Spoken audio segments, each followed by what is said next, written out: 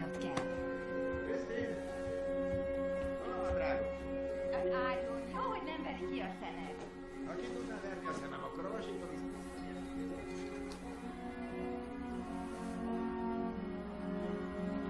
Kételj.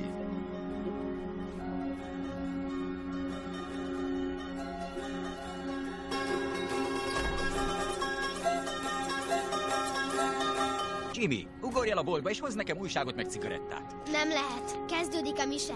Minisztrálnom kell.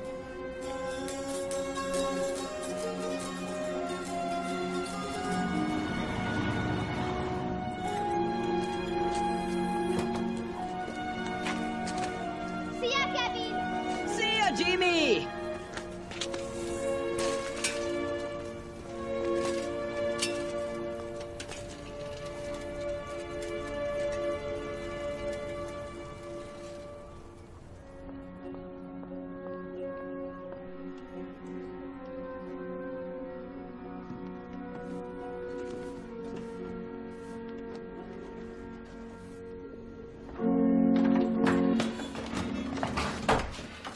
Végre itt vagy. Elaludtam. De ide értél. Viszem az ampolnákat, tiéd a füstölő. Szerinted kövér vagyok? Nem vagy kövér. Miért? Szűk a ruha? Nem, pont jó.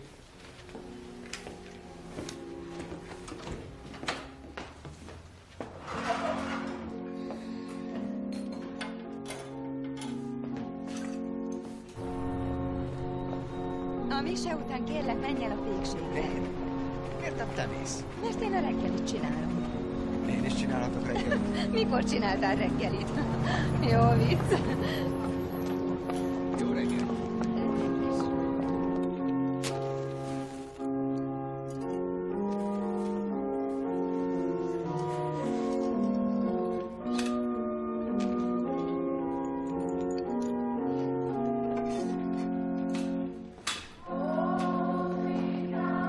Jó reggelt, atyám.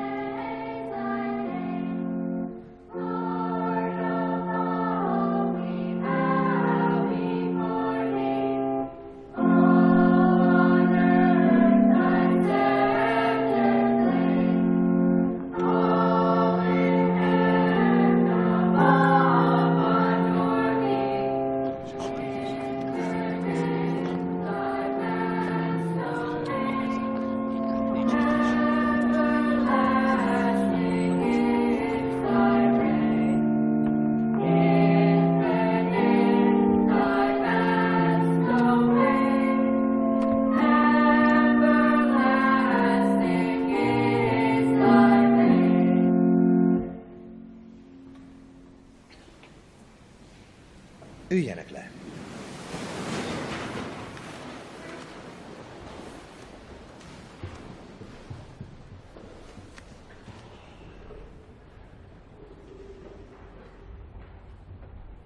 Mit tegyünk, ha kétségeink vannak?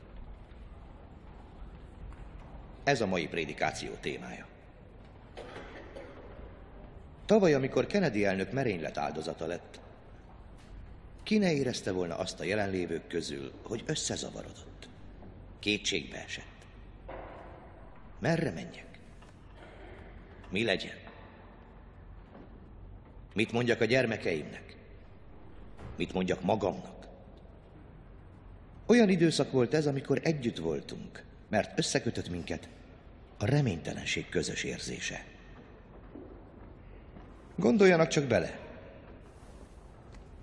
A kötelék embertársainkkal a félelem volt. Egyfajta közösségi élmény, ami borzalmas, de amit közösen éltünk át. Mennyivel rosszabb a sorsa a magányos férfinak, vagy magányos nőnek, akit egyéni balsors sújt. Senki sem tudja, hogy beteg vagyok. Senki sem tudja, hogy elveszítettem az utolsó igaz barátom. Senki sem tudja, hogy bűnt követtem el. Képzeljék el a magányt, amikor a világot egy ablakon át szemlélik. Az üveg egyik oldalán boldog, gondtalan emberek vannak, a másik oldalon pedig ön. Egészségére, nővér, egészségére. Szeretnék elmesélni valamit. Elsüllyedt egy teherszállítóhajó. Tűz ütött ki rajta, majd elsüllyedt. Csupán egyetlen matróz menekült meg. Talált egy mentőcsónakot, vitorlát készített, majd képzett tengerészként felpillantott az égre, hogy onnan tájékozódjon. Betájolta magát hazafelé, majd kimerülten álomba zuhant. Ám felhős lett az ég, és a rákövetkező 20 éjszakán nem láthatta többé a csillagokat. Úgy vélte, jó irányban halad, Nagyon féltem. ám nem lehetett biztos benne. Ahogy lassan múltak a napok, a matróz elbizonytalanodott, és kételkedni kezdett. Vajon jó irányba halad? Vajon még mindig hazafelé tart? Vagy menthetetlenül eltévedt, és sorsa a lassú kín halál? Nem tudhatta. A csillagok állását vajon csak képzelte szorongató körülményei miatt?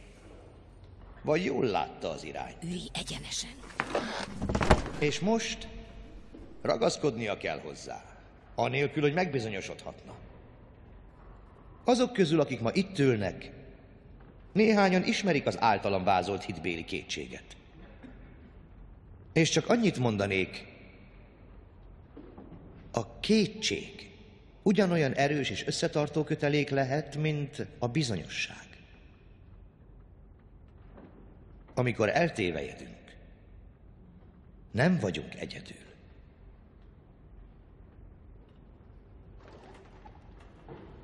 Az Atya, a Fiú és a Szentlélek nevében. Ámen. Álljanak fel.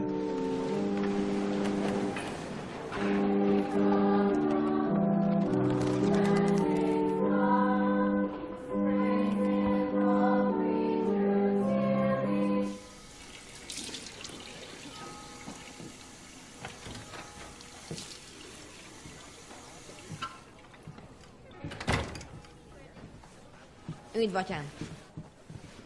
Szia, bajnok. Remek prédikáció volt.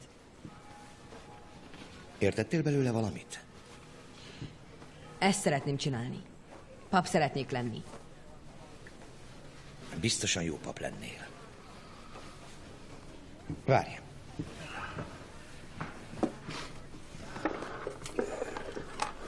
Ezt nézd.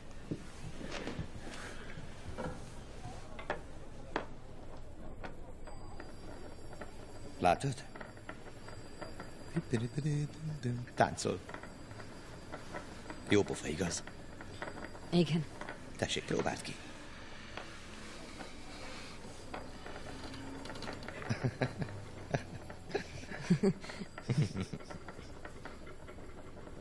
Neked adom.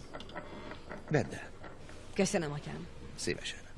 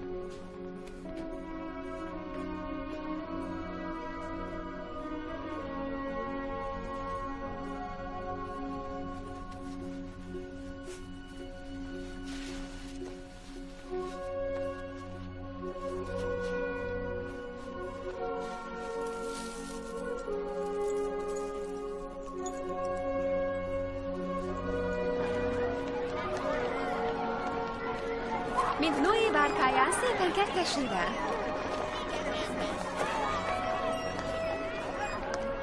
Jó reggelt, James nővér. Jó reggelt, Flynn atya. Csodás napunk van. Nem rossz. Hogy vannak a csirkefogók? Köszönjük, atyám. meg vagyunk, atyám. Jó reggelt. Önnek is, Flynn atya. Megmosta a kezét, Mr. London? Kezet mostam, atyám. Nem is tudom, más színe van, mint a nyakán. Jó reggelt. Nővér, megírjuk ma a dolgozatot. Majd holnap, William. Lesznek eszékérdések? Igen, többek között. Nővér? Jó reggelt, nővér. Hány eszékérdés lesz benne? Ian! William London. Jöjjön fel. Gyerünk, igyekezzen már. Ne várakoztasson meg.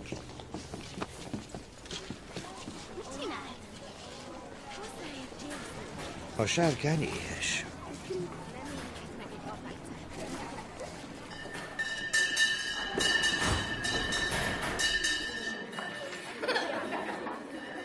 Nyissák ki a történelem könyveiket. A 683. oldalnál. Igen, Ralph? Otthon hagytam a törékönyvem. Használják közösen Raymondét.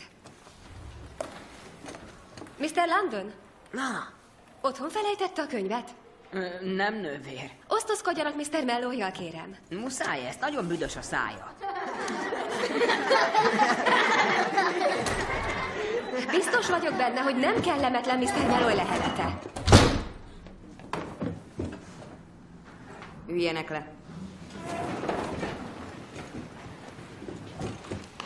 Franklin Delano Roosevelt volt az Egyesült Államok 32. elnöke. Vegye ki a csatot a hajából. Miss Horan. Igen, nővér. Jó reggel, James nővér. Folytassa. Franklin Delano Roosevelt, Abraham Lincoln és John Fitzgerald Kennedy mellett az egyik legnagyszerűbb elnökünk volt. Amikor beiktatták a hivatalába, közel 13 millió munkanélküli volt az országban, kétségbeesve. És Roosevelt elnök a következőket mondta. Csupán egy dologtól kell félnünk, magától a félelemtől. Vajon hogy érthette ezt? James? Azt hiszem, azt sugallta, hogy nincs nagy baj. Igaz? Hogy ne essenek kétségbe. Talán azt sugallta, hogy a világ jó. És ha közösen nekilátunk, akkor minden probléma legyőzhető. Mi ez, Mr. Conroy? nem tudom, nővér. Nem tudja. Nem egy vezeték, ami kilóg a füléből? Nem, Ha? Ha? nem, nővér, nem így van. Most velem jön, fiam.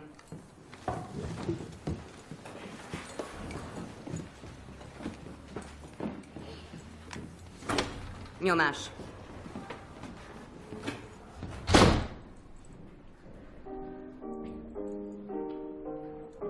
Ki tudja, mi volt a New Deal?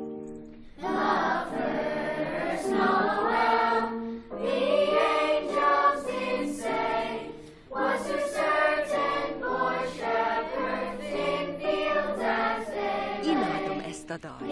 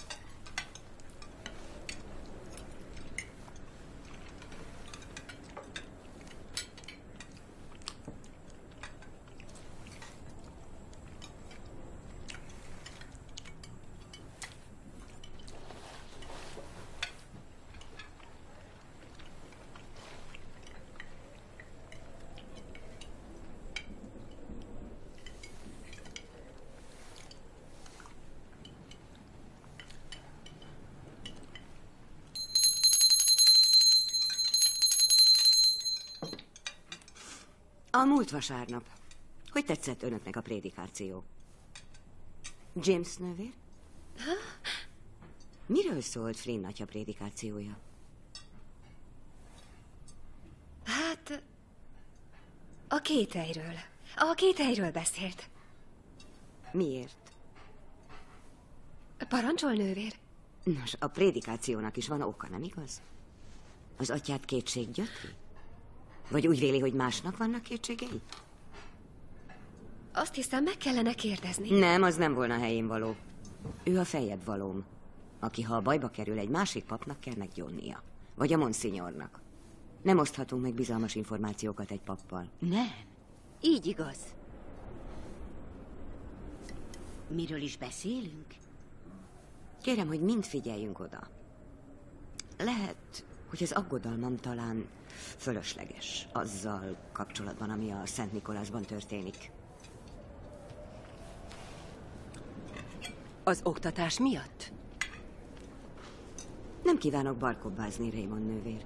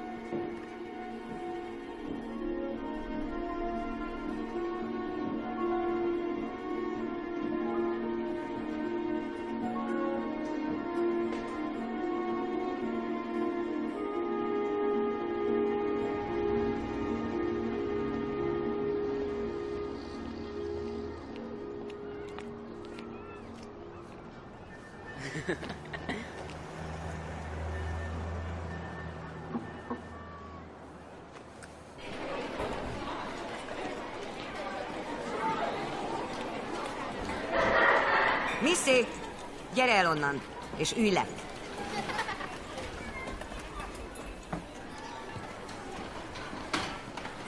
Leülhetek ide, Aloysius nővér? Igen. Zöldséges sírkeragú. Veronika nővér kedvence. Nagyon finom. Szeretem a nudlit. Finom, ropogós.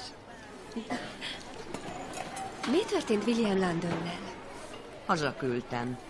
Ó, hegek, vérzett még az orra? Igen. A zászló felvonás alatt elerett az orra vére minden átmenet nélkül. Csak úgy magától? Tessék? Spontán eredten? Hogyan máshogy? Külső behatástól. Arra gondol, hogy esetleg saját magának okozta volna a fiú az orrvérzést? Pontosan. Nem! Ön roppant naív teremtés, James nővér. William London nagyon izgága fiú. Ha nem tartja őt kemény kézzel kordában, könnyen ellóghat az óráról. Higgye el, bármit megtenne, hogy akár fél napot lógjon. Ó, tessék, nővér, engedje meg, hogy segítsek. A ruhája. Mutassa. Köszönöm, nővér. Veronika nővér meg fog vakulni. Ó, ez rettenetes. Ha megtudják, a parókián elküldik. Így miután bizonytalan, segítsen neki. Normális esetben a legtapasztaltabb tanárok tanítják a végzős 8. osztályt. De az állományunk idén ezt nem teszi lehetővé. Kézben tartja az osztályát? Úgy hiszem. Általában több diákot szoktak hozzám küldeni. Igyekszem egyedül megoldani a problémákat. Ezt nem támogatom. Én vagyok az ön feljebb valója. Nekem a monsignor, neki a püspök, és így tovább a szent atyáig. Megvan a hierarchia. Jobb, ha érlelek. Cukorka. Köhögés ellen. Cukorka. Más néven. Hogy teljesít Donald Miller? Egész jól. Remek. Az a lány. Noreen Horan. Olyan messzire ültettem a fiúktól, amilyen messzire csak tudtam. Bár nem sokra mentem vele. Csak maradjon év végéig érintetlen. Mi ez? A szél annyira kiszámíthatatlan az idén. Ez a megfelelő szó? Valami baj van? Tessék? Valami gond van? Nem. Miért?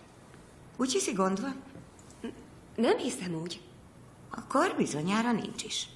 Igen, Ez mi? egy toll. Méghozzá golyóstól. Az előírásaim szerint senki sem használhat ilyet, remélem. Nem Már azt használnak. is sajnálom, hogy annak idején engedélyeztem a töltőtollat. Manapság mindig a könnyebb utat választják. Ám a jövőben keserű árat fizetünk azért, ha ma a könnyebb utat választjuk. Jól jegyezze meg. Igen, A de- golyóstollat rá kell nyomni, és ettől az íráskép olyan lesz, mintha majmok írták Nálam nem volna. használhatnak golyós tollat. Mégis találtam egyet. A szépírás kihalóban van, szerte az egész országban. Remélem nem. Akasszon ki valamit. Tegye fel ide a táblára. Mondjuk a pápát. Már nem ő a pápa. Ő már elhunyt. Nem érdekel, melyik pápát teszi ki, de használja az üveget tükörként. A gyerekeknek azt kell hinniük, hogy hátul is szeme van. Ez nem lesz ijesztő számukra. Csak azoknak, akik rosszban sántikálnak.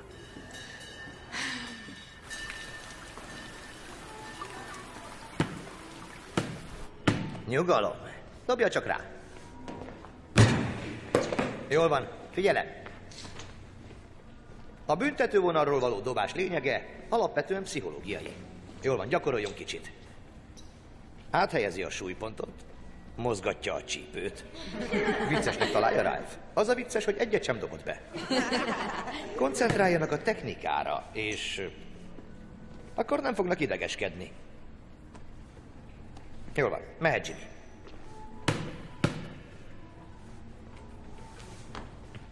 Szép volt! Figyelt, nagyon helyes. Jó, most üljenek le. Mindenki. Jó. Témát váltva. Észrevettem, hogy sokaknak piszkos a körme. Nem akarok ilyet látni. Nem a körmük hossza érdekel, hanem a körmük tisztasága. Nézzék az enyémet.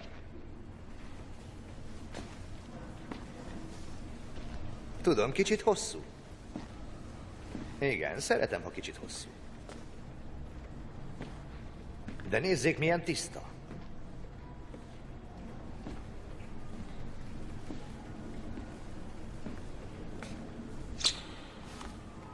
Ezért lehet hosszú. És ding-dong, ding-dang-dong. Zajosabb volt, mint egy elefánt. Nagyon gonosz. Nem, azt mondtam, ön az anyja. Ön nevelte, ön etette, mondja meg neki, hogy dagadt. Pillanat, mégis mennyire kövér. Ki, az anya vagy a lánya? Hát a lány. Sosem láttam a lányt. Na és az anya? Hájas!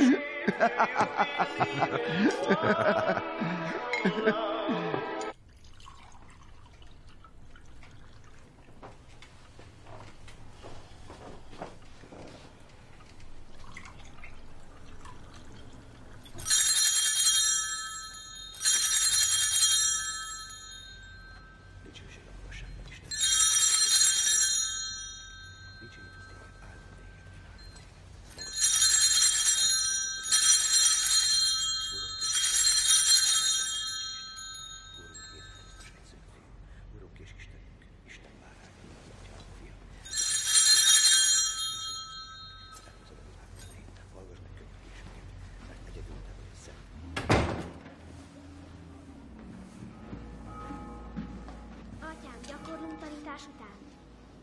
Ha akartok, gyakorolhatunk. Csak szóljatok. A fasiszta kormányok Németországban és Olaszországban már korábban is együttműködtek. Szövetséget kötöttek egymással. Az acélpaktum katonai szövetség volt Benito Mussolini és Adolf Hitler között. Mr. London, üljön vissza a helyére, és hagyja békén Miss Horrent, kérem. Ki tudja megmondani?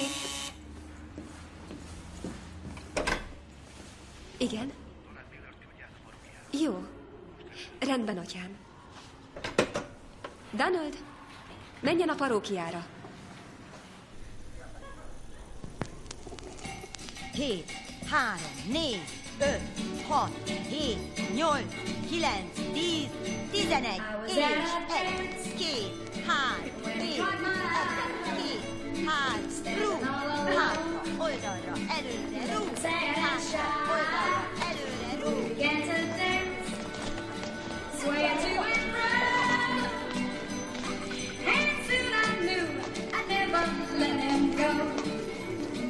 Raymond, mit művelsz te? Most ez a megy. De neked bosszanovát kellene táncolnod. De én ezt a táncot tudom. Jól van, csináljátok utána. Hátra, oldalra, előre, rúg. 1, 2, 3, rúg. Hátra, oldalra, előre, rúg. Hátra, oldalra, előre, rúg. Hátra, oldalra, előre, rúg. Rendben. Álljatok szembe, hogy lássatok egyet.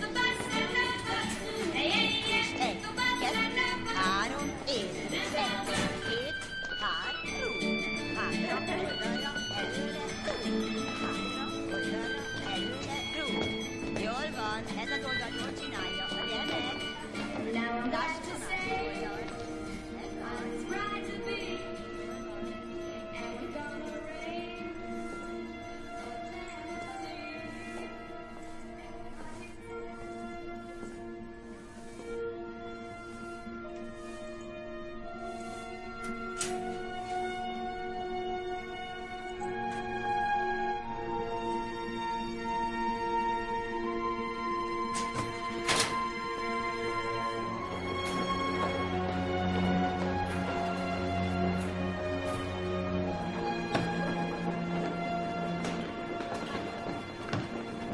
Érzed magad?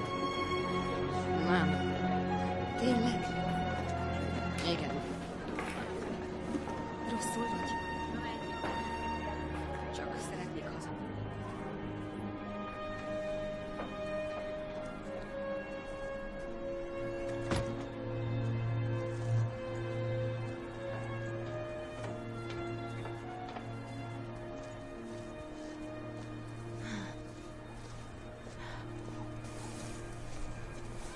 Jó napot, nővér! Jó napot, James nővér. Nővér, beszélhetnék önnel Donald Millerről? Befogadták a többiek? Nincsenek barátai. Ez túl nagy elvárás volna. Röpke 2 hónap. Valaki megverte? Nem. Majd csak megfogják, és amikor megverik,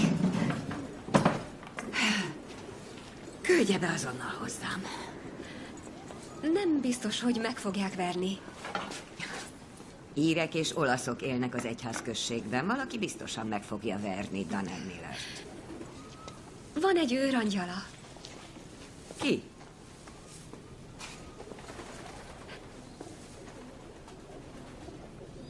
Flynn, atya.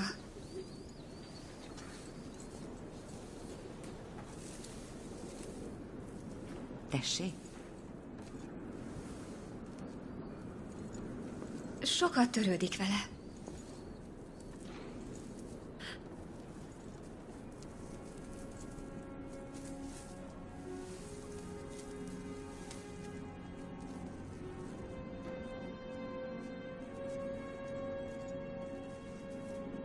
Kértem, hogy szóljon, bár reméltem nem történik meg. Talán hiba volt. Szóval megtörtént. Micsoda? Nem ezt mondtam. Azt sem tudom, hogy mire szólsz. Ó, bocsássanak meg, nővérek. Nem zavar. Már végeztünk itt. Jöjjön, nővér.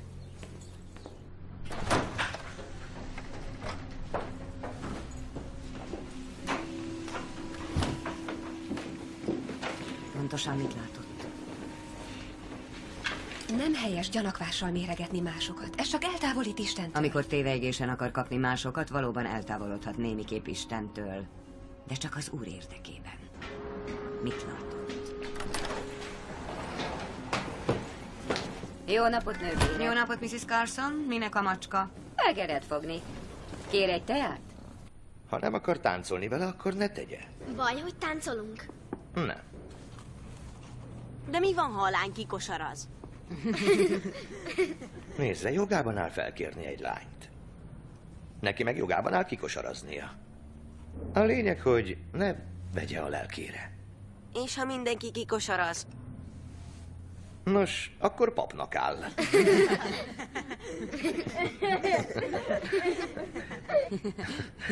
Jól van, a következő kérdés.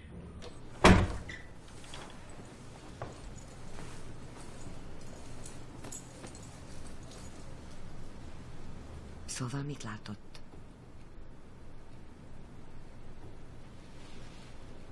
A parókiára hívatta Donald Millert. Miért? Beszélni. 4 szem közt? Igen. Mikor? 1 hete óra közben. Miért nem szólt róla? Nem gondoltam, hogy bármi rossz volna ebben.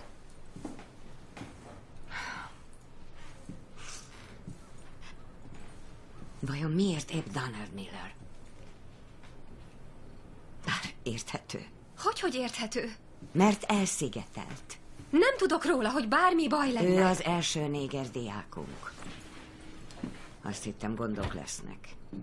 Azt, hogy egy-két szülő háborog majd. Bár csak erre az eshetőségre is gondoltam volna. Hogyan gondolhatott volna? Az a feladatom, hogy megakadályozzam a gonoszságot.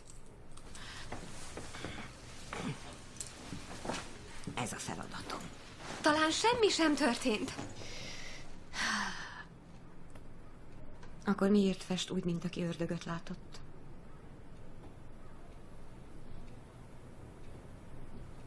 Mert olyan furcsa volt a fiú, amikor visszajött az Mondott osztályba. valamit? Nem, de az arca olyan rémültnek tűnt. Majd lefeküdt a padjára, és nagyon furcsa volt. És még valami, azt hiszem, alkoholt is ivott.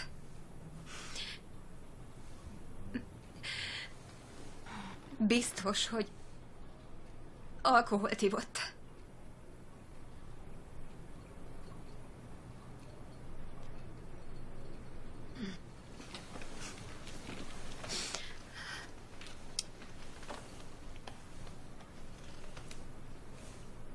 Évekkel ezelőtt a Szent Bonifácban volt egy pap, aki...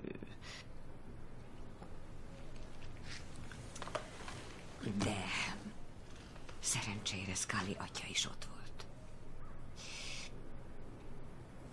Itt viszont nincs kihez fordulnom, csak férfiak vannak. Kénytelenek leszünk magunk megfékezni. Ezt nézze, elkapta. Ezért kellenek. Igen, elkapta.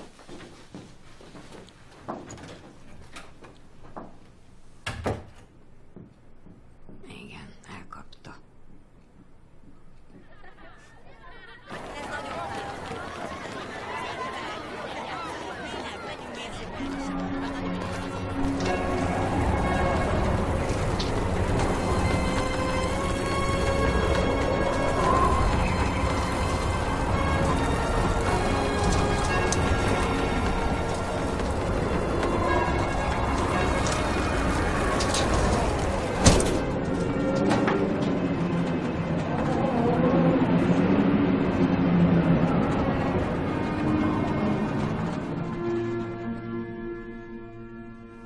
Ez a törülköző sosem lesz már De igen, az lesz.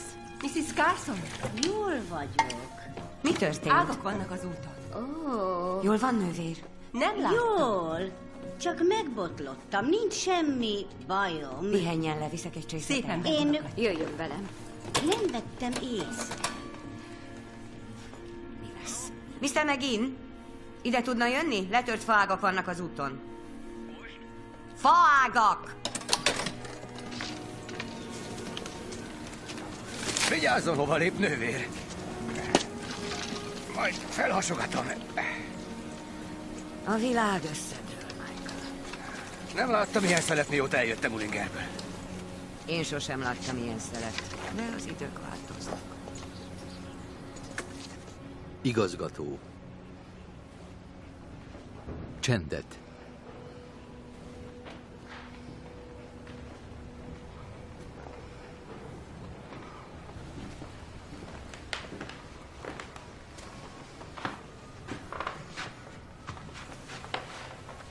Mit keres itt, Conroy? Beszéltem óra alatt, atyám.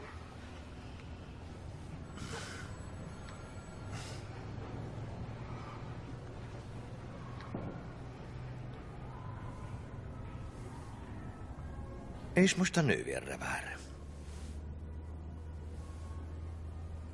Tudja, hogy itt van? Tudja. Jó reggelt, Flynn atya. Örülök, hogy el tudott jönni. Jó reggelt, Aloysius nővér. Hogy van ma? Nagyon jól, köszönöm. Mr. Conroy. Igen, nővér. Mr. Tranzisztoros rádió. Készítsen 10 szorzótáblát, és tegye reggel az asztalomra. Olvashatóan, fiam. Vissza az osztályba. Menjen, menjen, menjen.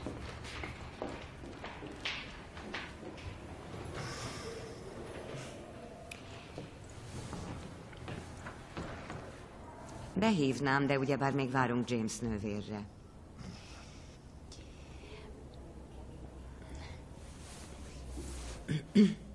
Láttam, micsoda szél volt? Hogy ne láttam volna. Úgy hallottam, Veronika nővérnek balesete volt. Igen, Veronika nővér elesett, majdnem szörnyet halt. Már jobban van? Jól van.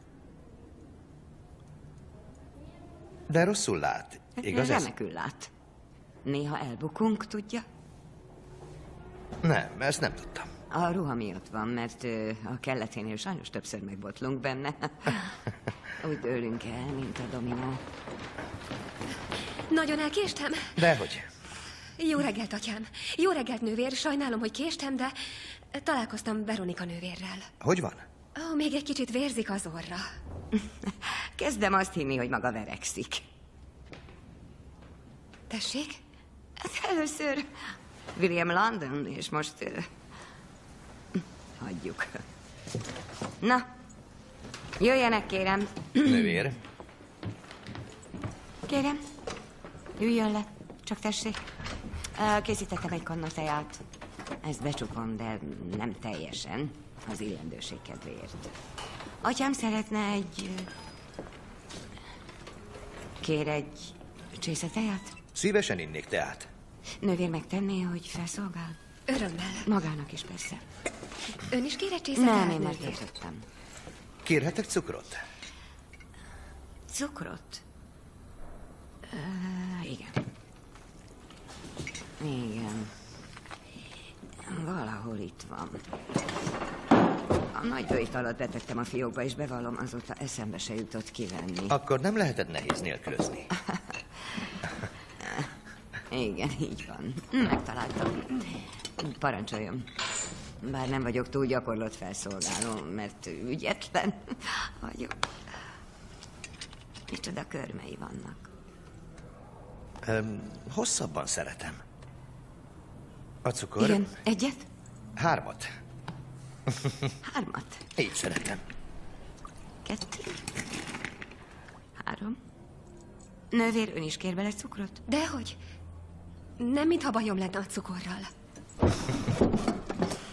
Nos, köszönöm, atyám, hogy időt szakított ránk. Tanácstalanok vagyunk.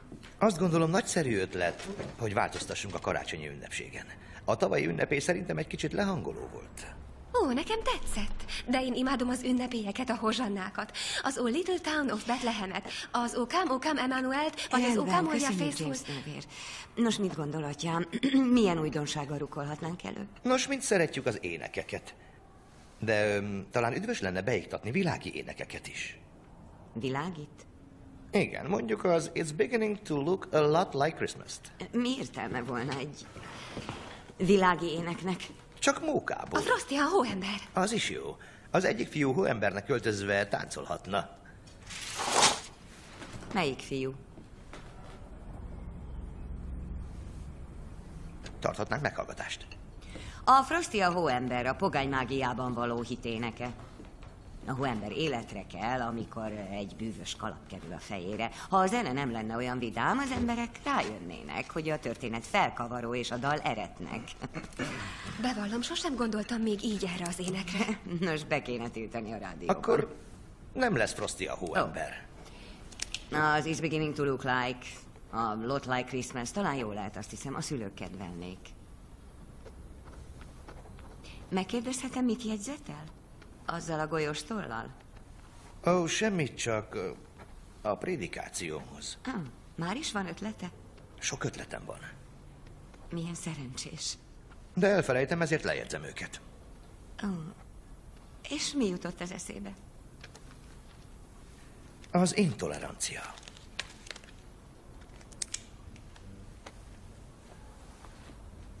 Kér még teát, atyám? Nem.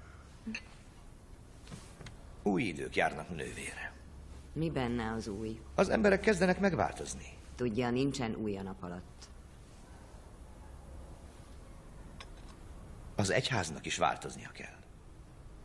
Énekelhetünk világi karácsonyi énekeket, és elvihetjük a gyerekeket fagylaltozni. Édes szájú. Vagy a fiúkat táborozni.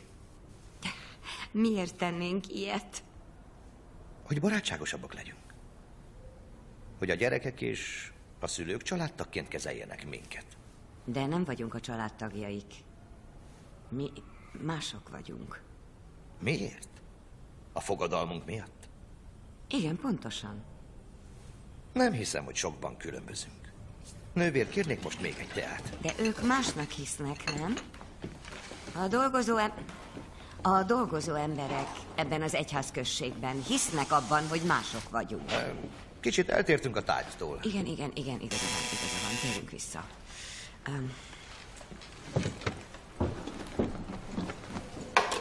Igen? Raymond nővér? Mondja meg neki, hogy azonnal mossa le az arcát, és jelentkezzen 3-kor. Jó. Elnézést. A karácsonyi ünnepség. Ügyelnünk kell rá, hogyan szerepeltetjük Donald Millert az ünnepségen. Óvatosan, nővér. Atyám.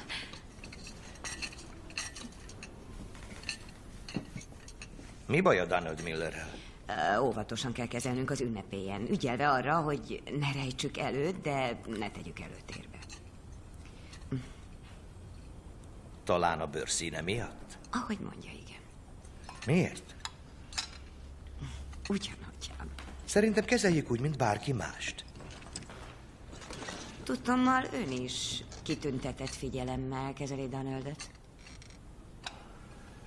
4 szemközti megbeszélésre hívta a parókiára. Egy hete? Igen. Miről beszélgetünk? Donald Millerről. A fiú furcsán viselkedett, amikor visszament az osztályba. Valóban? Kicsit furcsa volt, amikor visszatért, igen. Elárulná, hogy miért? Mit ért azon, hogy furcsa? Hát... nem is tudom, hogy mondjam. Nos... lefeküdt a padjára, és... nos... Úgy gondolja, rosszul volt? Igen. És miután a parókiáról jött, engem kérdeznek. Így van.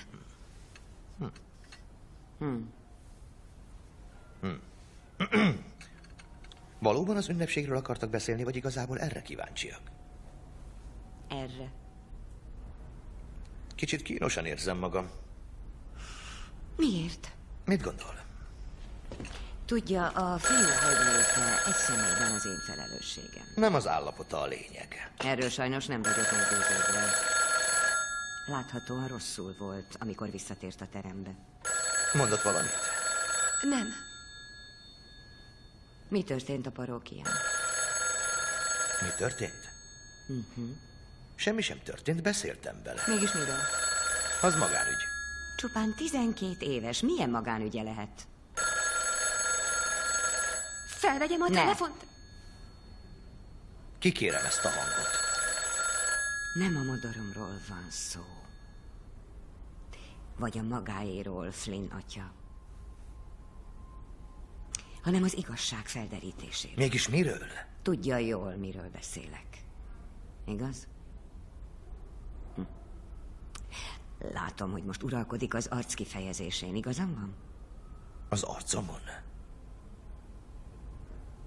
Pontosan mivel vádol engem? Semmivel sem vádolom önt, Flynn atya, csupán megkértem rá, hogy árulja el, mi történt akkor a parókián.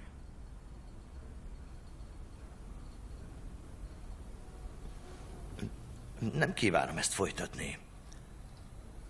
Ha gondja van ezzel, azt javaslom, beszéljen Monsignor Benediktel. Arra kell gondolnom, hogy sajnálatos viselkedését a túl sok munka okozza. A viszontlátásra, nővér. Nővér?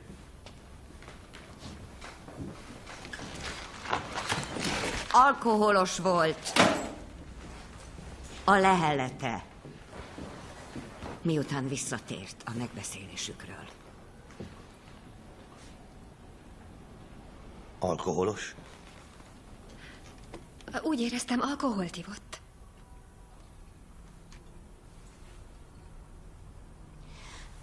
Nos?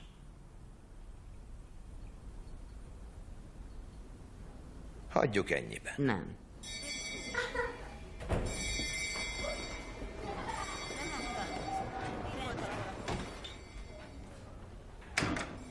Ne siessen, atyám. Kér még egy kis teát? Hagyja ennyiben az ügyet. Nem tehetem meg.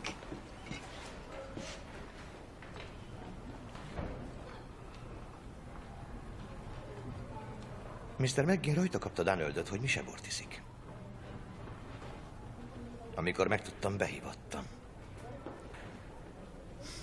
Volt egy kis sírás.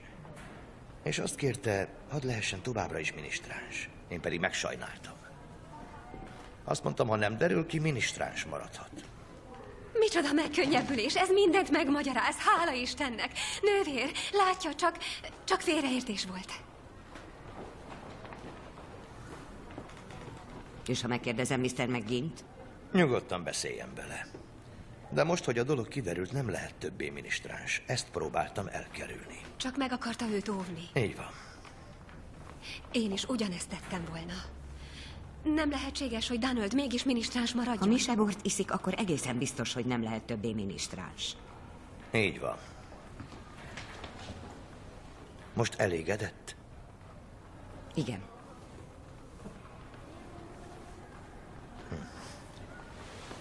Mennem kell, le kell jegyeznem néhány dolgot. Intolerancia. Így van. Nem tetszik, ahogy az ügyet kezelte. Nővér. Nővér.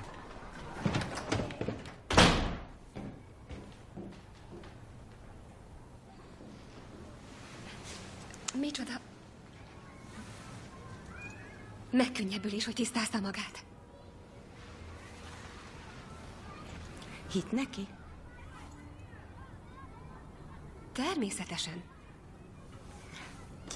Nem azért, mert hinni szeretne? De ellenőrizhetjük, amit mondott Mr. McGinn-nél. Igen. Az ilyen típusú emberek okosak. Nos, engem meggyőzött. Ez nem igaz. Csupán szeretné, ha megoldódna az ügy, és az élete újra a régi lenne. Nem kívánok ebben részt venni tovább. Le fogom leplezni. Honnan tudja ilyen biztosan, hogy hazudik? Tapasztalatból. Egyszerűen csak nem kedveli. Azért nem kedveli őt, mert golyós tollat használ. Nem kedveli azt, hogy az atya 3 cukorral issza a teáját. Nem tetszik önnek, hogy szereti a Frosty a hóembert, és ezért képes azt hinni róla, hogy valami rémes dolgot követett el. Nos, én is szeretem a Frosty a hóembert. Szeretném, ha ez az iskola nem olyan lenne, mint egy fegyintézet, és jó, hogy szeretek történelmet tanítani, mert így talán képes vagyok megszerettetni a gyerekekkel is, és ha emiatt úgy véli, hogy rossz pedagógus vagyok, hát lelke rajta. Üljön le.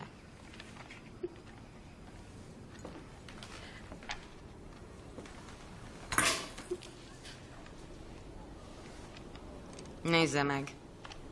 Kiégett az égő.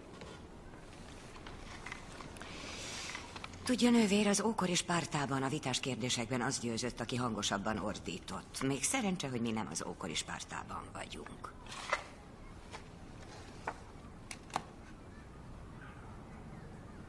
Komolyan úgy gondolja, hogy az itteni diákokkal úgy bánunk, mint a fegyencekkel? A börtönben? Nem. Tulajdonképpen minden gyerek boldognak tűnik, ám a lelkük mélyén rettegnek magától. Igen. Ez így helyes. Maradjon.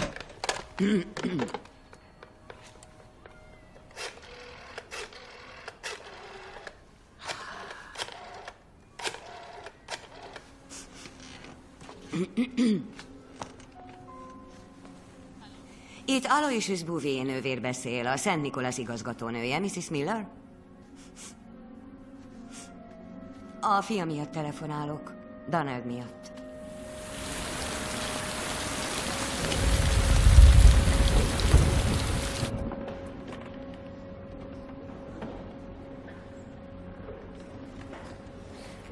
Egy nő a barátnőjével pletykálkodott. Egy férfiről, akit alig ismert. Nyilván ilyet önök sosem tettek. Aznap este álmot látott. Egy hatalmas kéz volt a feje felett, és lemutatott rá. A nőt azonnal elöntötték a bűntudat mardosó hullámai. Másnap elment meggyónni. A plébánia idős papjához, orurkatyához. Elmesélte az álmát. Pletykálkodni bűn? Kérdezte az idős papot. Vajon a mindenható volt az, aki lemutatott rám álmomban? Bűnbocsánatért keresedeznem, atyám? Árulja el, valóban rosszat cselekedtem? Igen, válaszolta orrorkatya. Igen, te tudatlan és neveletlen nőszemély. Valótlant állítottál a szomszédodról. Álnok voltál és kockára tetted a becsületét, amiért nagyon szégyelned kéne magad. Ezért a nő elnézést kért, és bűnbocsánatot. Ne olyan gyorsan, felelte az atya. Szeretném, ha hazamennél, kimennél egy párnával a tetőre, felhasítanád egy késsel, majd visszajönnél hozzám. Így a nő hazament, fogott egy párnát, elővett egy kést a fiókból, felkapaszkodott a tetőre, és felhasította a párnát. Majd visszament az idős paphoz, ahogy azt ígérte. Felhasítottad a párnát egy késsel? Kérdezte. Igen, atyám. És mi volt az eredménye? Tolla, válaszolta. Tolla, ismételte apa. Toll volt mindenhol, atyám. Most szeretném, ha hazamennél, és összeszednéd az összes tollat, amit széthordott a szél. De, mondta, az képtelenség. Nem tudom összeszedni őket. A szél széthordta a tollat.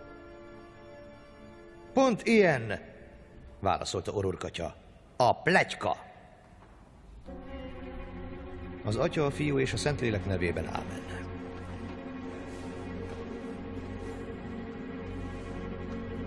Álljanak fel.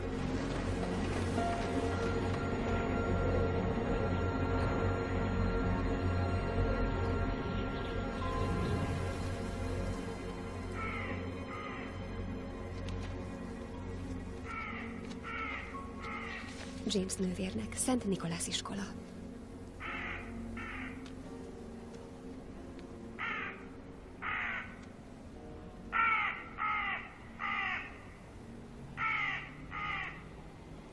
Mire panaszkodhat a madár? Milyen madár lehet? Egy seregély? Vagy csóka? Holló. Hát persze. Imádkozott? Nem akartam megzavarni. Nem imádkozom. Elgyötörtnek tűnik. Ó, csak nem tudok aludni. Miért nem? Rémálmaim vannak. Igen, velem is előfordul néha. Miért? Úgy érzi, egy hatalmas új mutat magára? Igen, néha napján. Árulj el, a prédikációja egy konkrét személynek szólt? Mit gondol?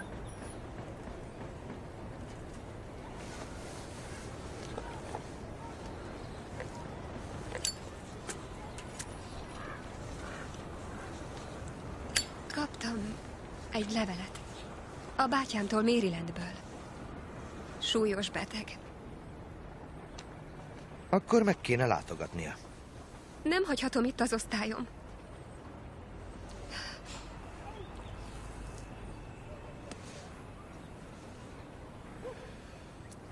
Mondja, igaz? Mi? Tudja, mire gondolok? Nem. Láttam, hogy egy atléta trikót tett Donald Miller szekrényébe. A sekrestjében felejtette. Miért nem adta oda neki? Nem szerettem volna kínos helyzetbe hozni.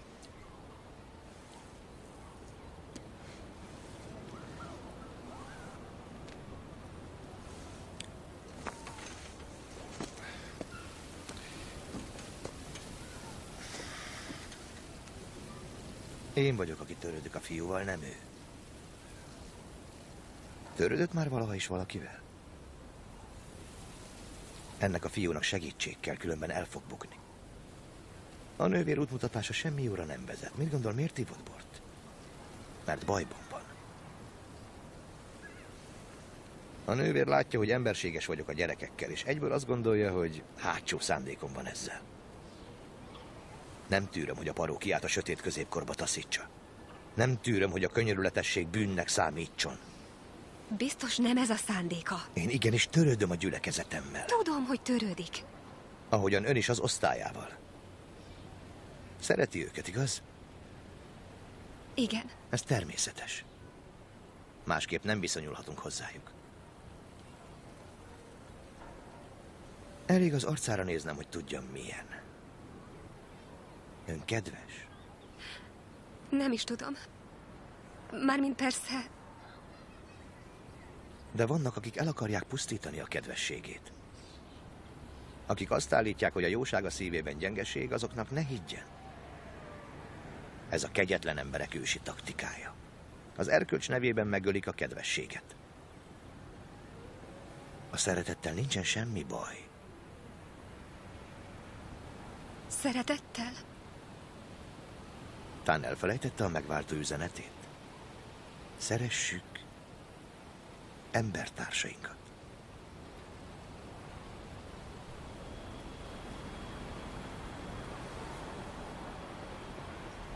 Úgy érzem, minden a feje tetejére állt.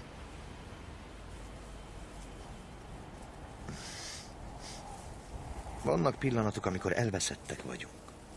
Előfordul. De ez kötelék.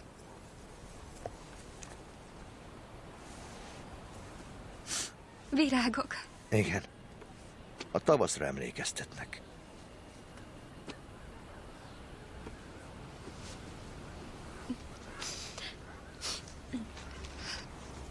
Most mennem kell. Sajnálom, hogy beteg a bátyja. Köszönöm, atyám.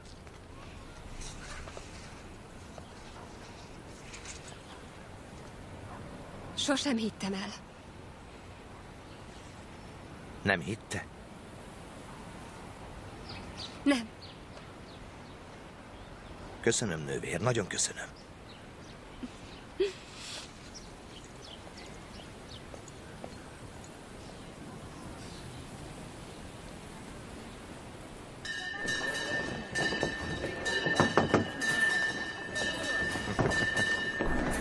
Atyám, el kell mondanom valakinek a dolgot. Üdv, Norin. Szerelmes vagyok. Ez remek. Na és ki a szerencsés? Jimmy Hurley. És elárultad neki? Talán el kellene. Lehet, hogy megteszem. Jimmy!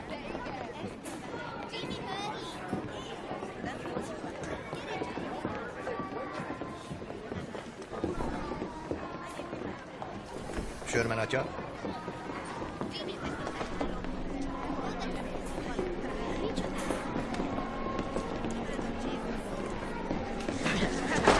Elejtettél valamit?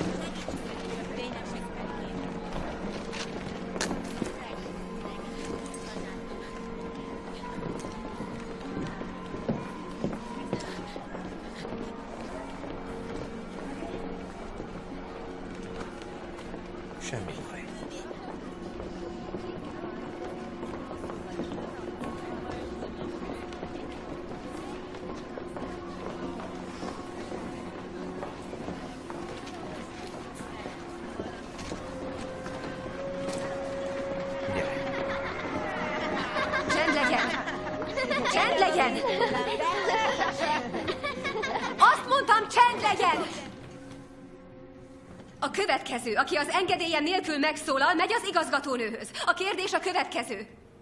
Mi volt Patrick Henry híres mondása? Donald. Nővér.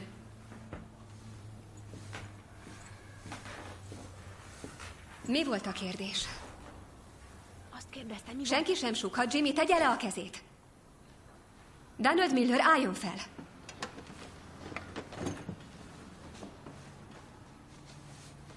Mit kérdeztem, Donald? Nem tudom, nővér.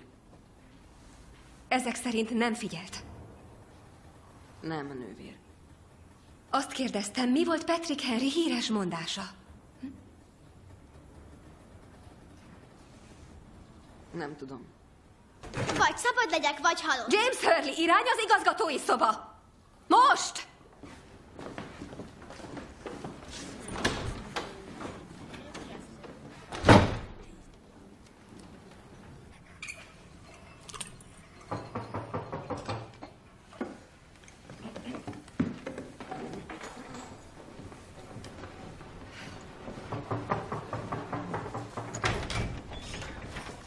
Mrs. Miller? Igen. Jöjjön. Kérem, foglaljon helyet. Éppen a villanykörtét cseréltem. Azt hittem, félreértettem önt, és nincs itt senki. Ha? Ja. Köztünk maradjon. Épp egy tranzisztoros rádiót hallgattam. Fülhallgatóval. Nézze, milyen apró. Az egyik diákunktól koboztam el nemrég, most pedig folyton én hallgatom. Szereti a zenét? Nem. Híreket hallgatok. Jó néhány éve minden egyes íradást végighallgattam, mert a férjem Olaszországban volt a fronton. Önnek volt férje? Igen. De sajnos megölték.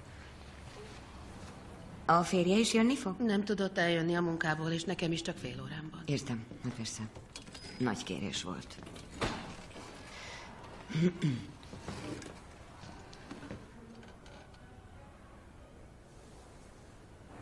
Hogy teljesít, Donald? Minden tárgyból megfelel, közepes jegyeket szerez. Jó.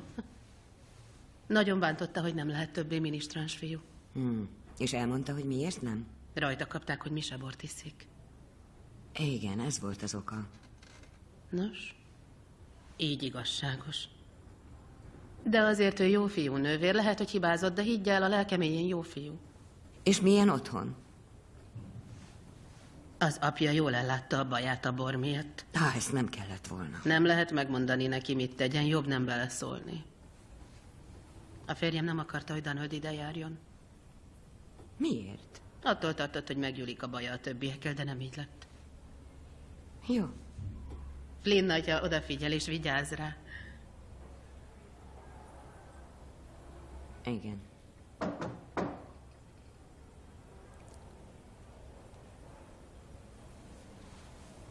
Bocsásson meg.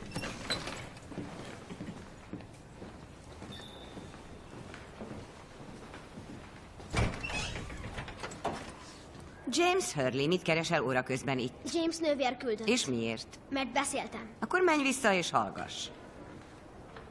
Menj, menj. Mi történt?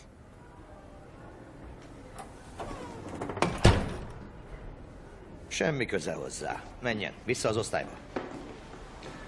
Baromság. Mit mondod? Semmit.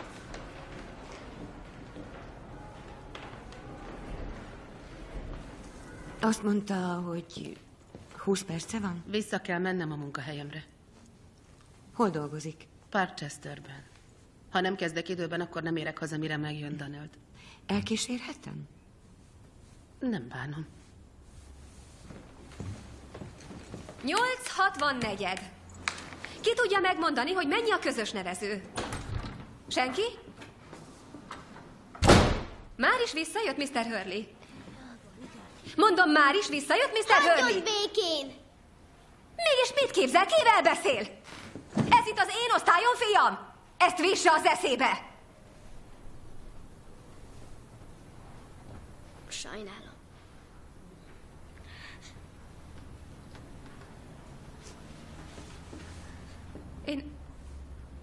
Én is, Jimmy. Találkozott már Flynn atyával? Csak a templomban láttam, személyesen nem találkoztunk, de Donald sokat mesélt róla. És miket mesél? Hogy Flynn atya így, meg Flynn atya úgy. Felnéz rá, az atya nem sajnálja rá az idejét, és pont erre van szüksége. Mrs. Miller, azt hiszem van egy kis gond. Gondoltam, hogy oka van, hogy felhívott, az igazgatók elfoglaltak. De csak júniusig tart. Hogy mondja? Bármi is, a probléma csupán júniusig kell elviselnie Donaldnek. Aztán középiskolába megy. Értem. Ha Donald a Szent Nikolászban végez, akkor nagyobb eséllyel mehet egy jó nevű középiskolába. És később akár egyetemre is bekerülhet.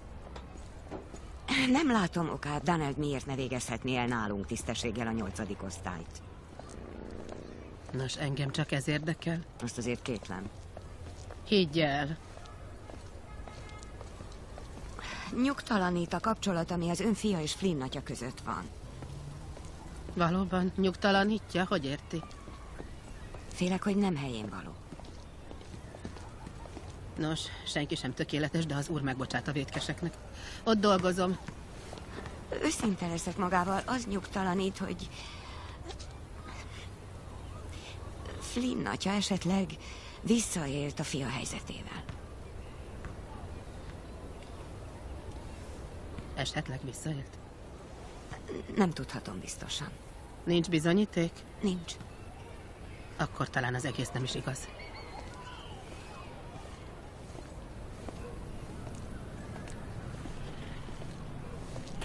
Úgy vélem, mégiscsak igaz lehet.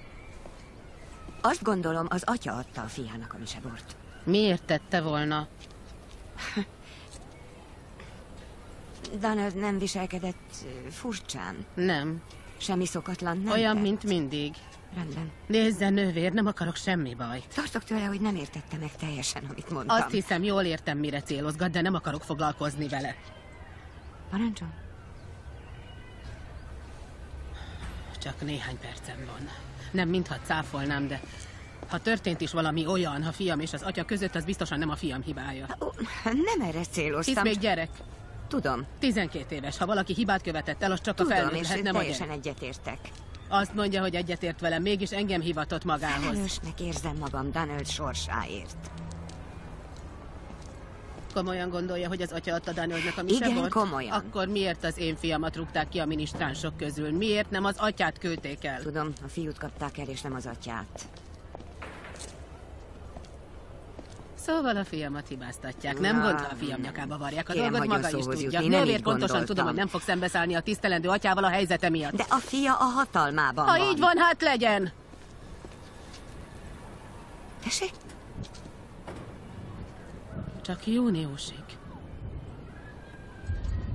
Tisztában van vele, mit beszél? Jobban, mint maga.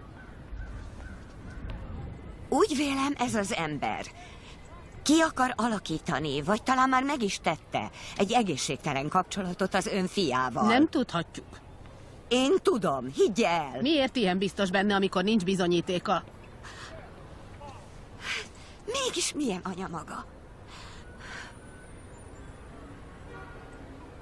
Megbocsásson, de túl keveset tud az életről ahhoz, hogy ilyeneket mondjon. Eleget tudok. Lehet, hogy tudja a szabályokat, de az nem minden. Tudom, hogy mit nem tűrhetek el. Fogadja el, amit nem képes változtatni. Ez a férfi az én Lennie iskolámban kell van. valahol, és talán jó dolgokat is fiúkat tesz. molesztálja. Talán vannak fiúk, akiket ez nem zavar.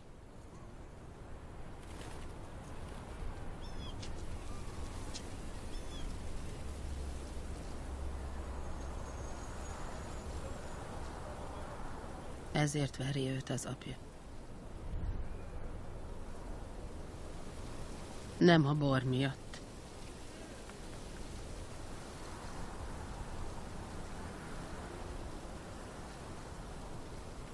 Mire célozgat?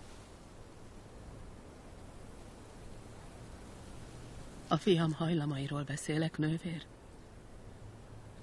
Nem mintha tehetne róla. Nem vonható felelősségre azért, amit eredendően Istentől kapott. Hát engem csak a tettek érdekelnek, Mrs. Miller. Ilyen a fiam természete. ezt most inkább hagyjuk. Rendben, hagyjuk. Maga kényszerítette ki belőlem. Azért irattam be őt ide, mert az állami iskolában megölték volna.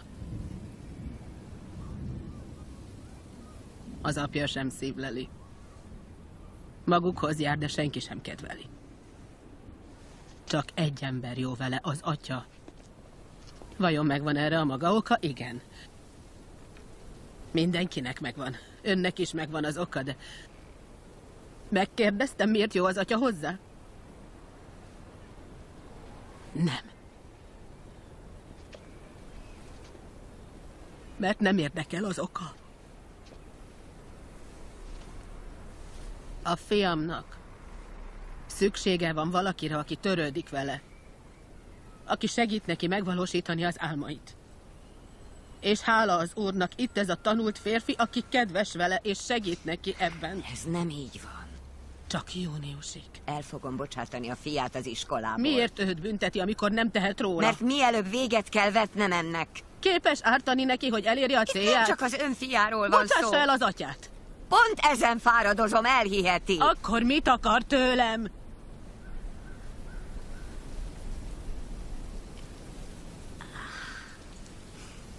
Semmit. Úgy látom, semmit. Kérem, hagyja ki ebből a fiamat.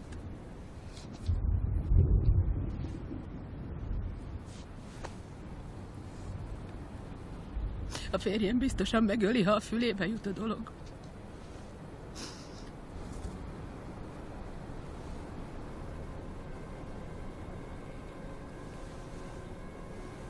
Majd igyekszem.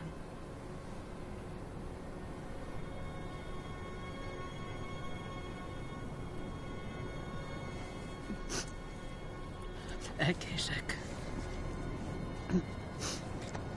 Nővér.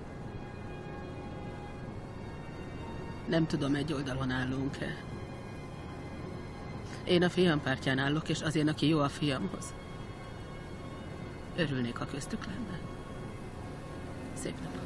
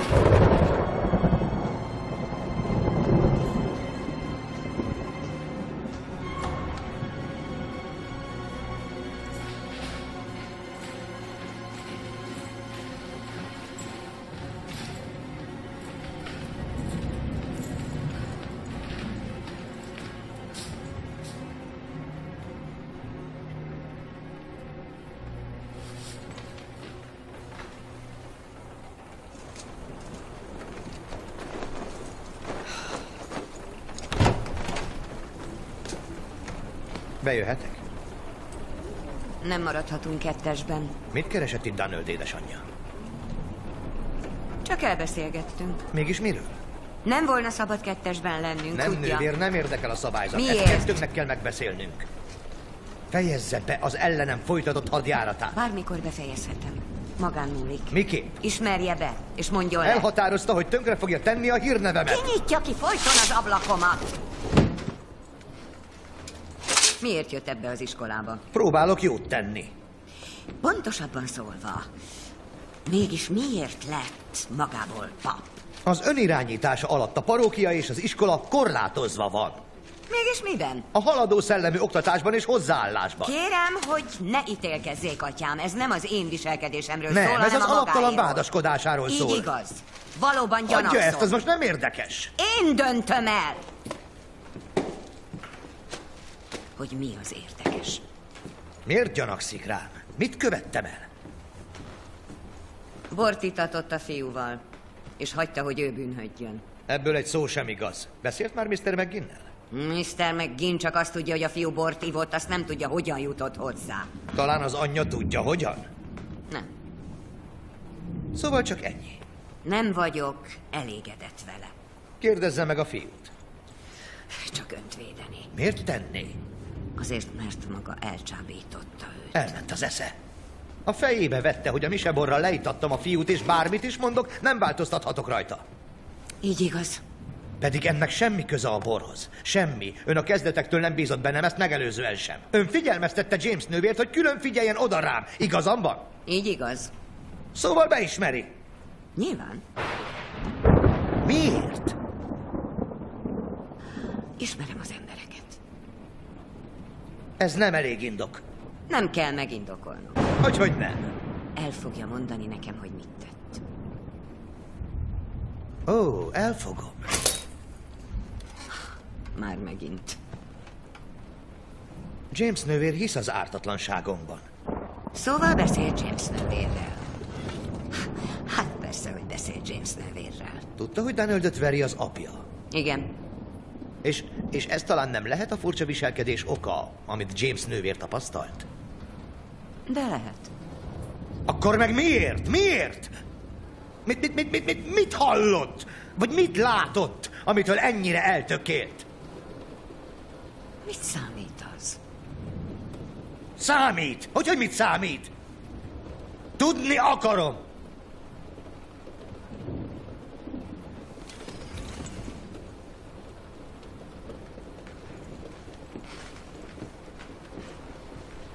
Lent az udvaron.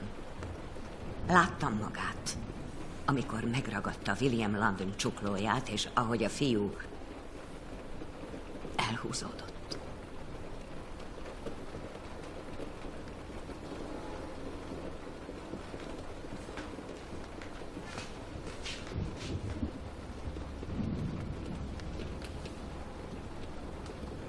Komolyan beszél?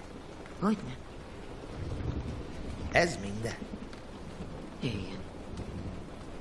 Ez minden. Ez semmi. Mégis mit művel most? Leírom azt, amit mond. Még jól jöhet, amikor meg kell magyaráznom, miért kell önt áthelyezni.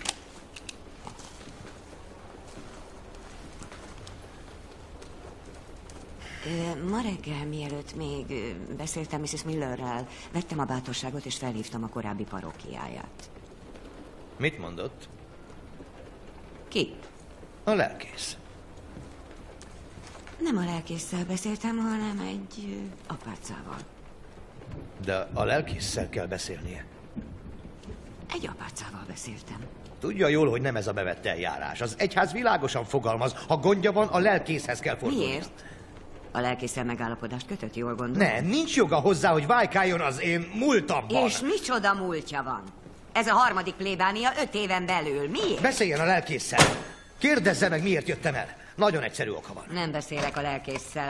Jó pap vagyok. Újabb és újabb fiúkat fog megrontani egészen addig, amíg meg nem állítják. És mégis milyen apácával beszélt? Nem árulom el. Sosem rontottam meg de senkit. Igen! A leghalványabb bizonyítéka sincs semmire. De bizonyos vagyok benne. És fel fogom keresni az előző plébániát, valamint az azt megelőzőt, és ha kell, találok egy szülőt. Higgy el, Flynn atya, megteszem. Nincs felhatalmazása, hogy önállóan cselekedjen. Fogadalmat tett. Az engedelmesség az egyik. Engedelmességgel tartozik. Nem teheti meg, hogy nélkülünk intézkedjen. Ha kell, kilépek az egyházból. Ha ez az ára, hogy megállítsam, megteszem. Akkor is, ha kitaszítanak, megteszem, amit kell. Akkor is, ha pokolra jutok.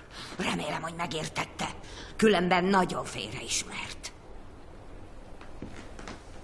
Szóval adott vagy sem Donald Millernek mi se bort. Maga sosem követett el hibát? De igen. Sosem esett bűnbe?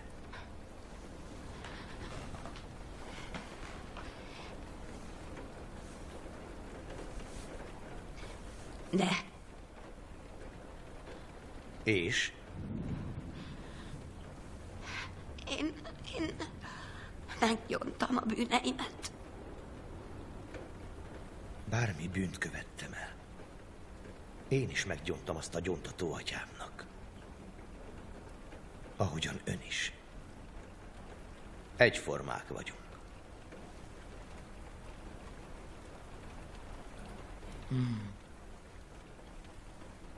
Nem, mi nem vagyunk egyformák.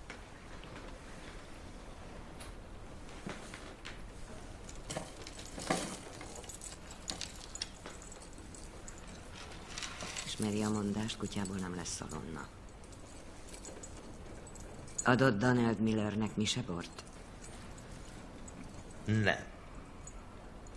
Másképp befolyásolta? Nem. Hazudik. Ahogy akarja.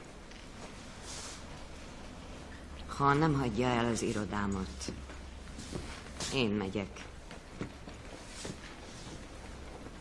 És ha egyszer kimegyek, nem állíthat meg.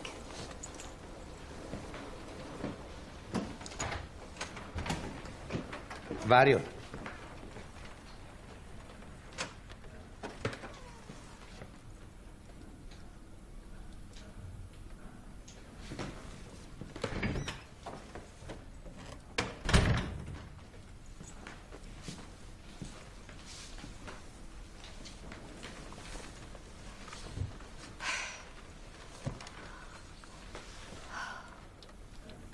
Nem árulhatok el mindent, ugye megérti?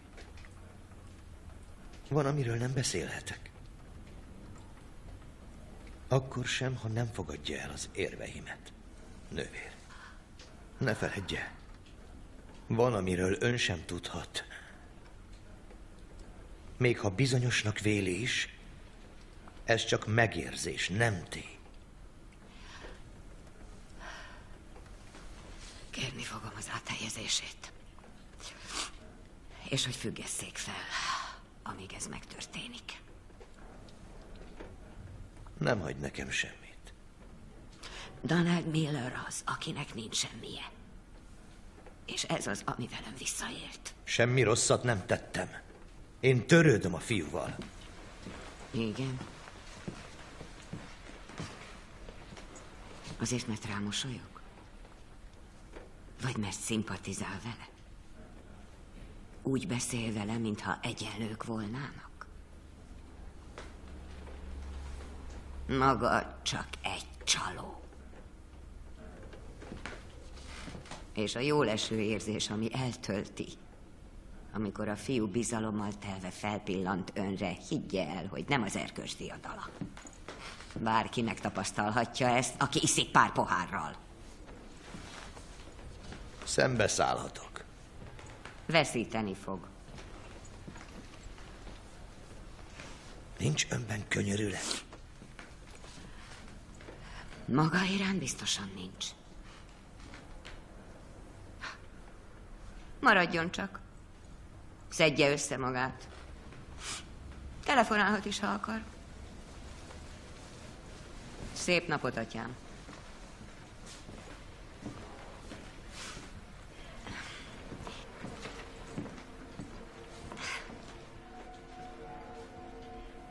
Nem érzek maga iránt részvétet.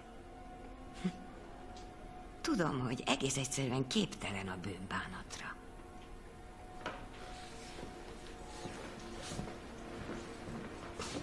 Vágja le a körmét.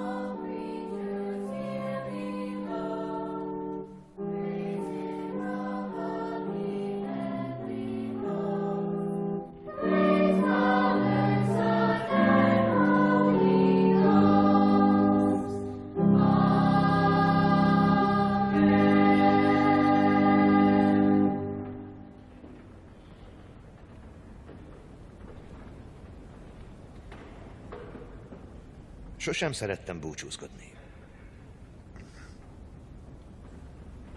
De mindannyiunk mögött van egy szél, ami átröpít minket az életen. Sosem láthatjuk. Nem tudjuk irányítani. És nem ismerjük a szándékát. Szívesen maradtam volna önök közt. Ám a szél elsodor engem innen.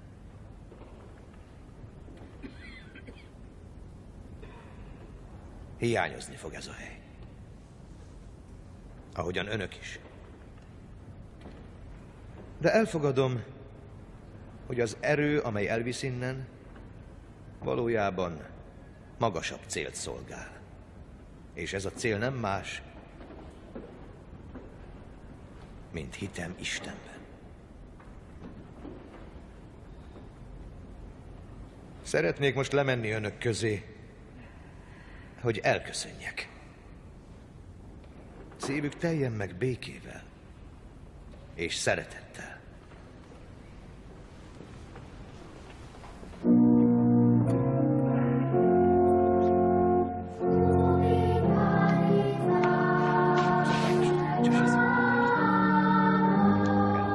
Köszönöm szépen. Békés karácsony.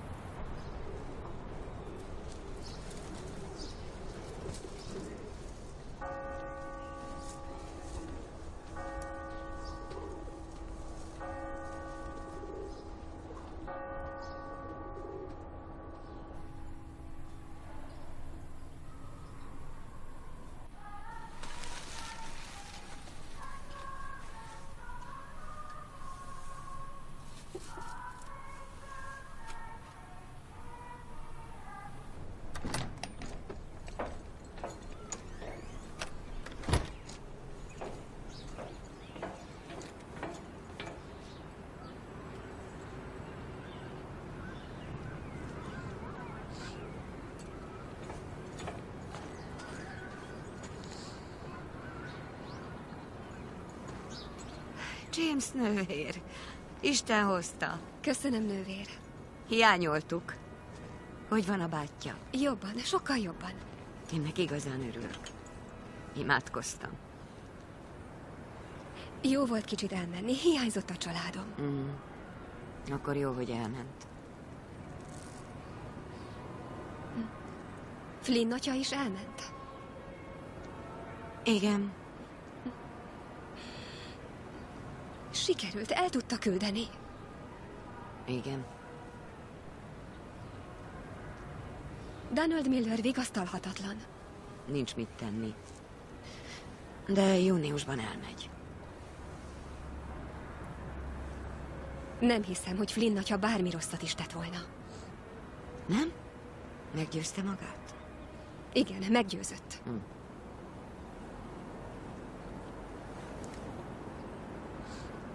Be tudta bizonyítani?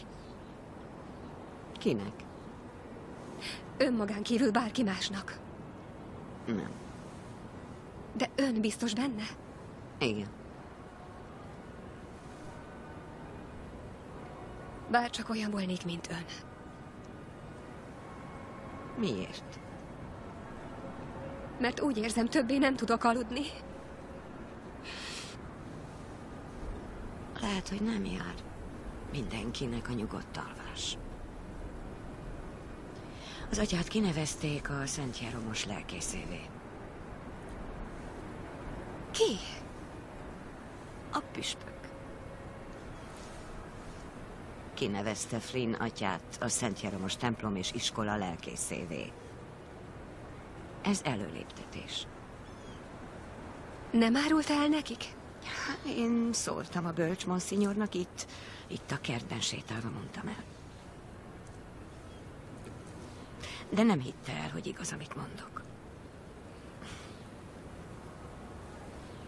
Akkor miért ment el Flynn atya? Mégis mit mondott neki, hogy távozásra bírta? Azt, hogy beszéltem egy apácával a korábbi egyház községében. Hogy fényderítettem a korábban elkövetett kihágásaira. Mégis csak bizonyította. Senkit sem hívtam fel. Hazudott? Igen. De ha nem követett el korábban semmit, ez nem jött volna be. A lemondása egyenlő a beismeréssel.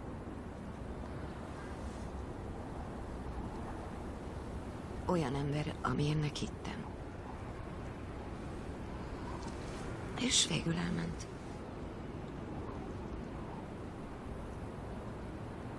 Nem hiszem el, hogy hazudott.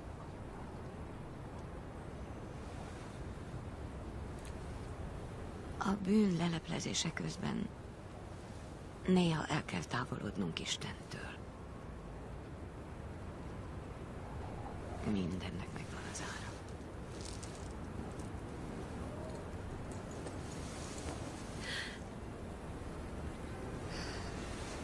Értem.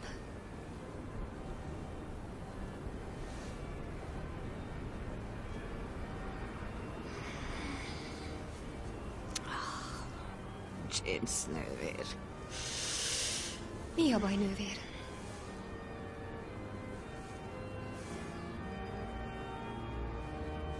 Kétségeim vannak.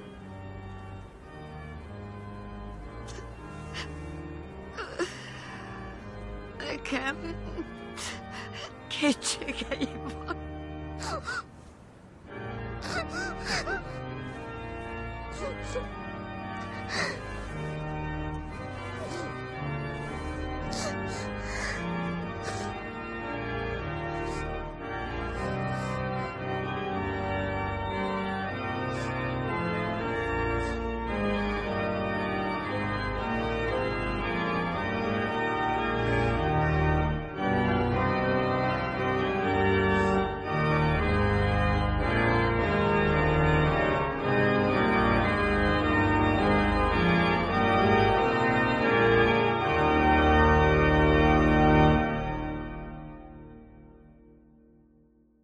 A filmet a korábban James nővérként ismert Margaret McEntee-nek ajánljuk.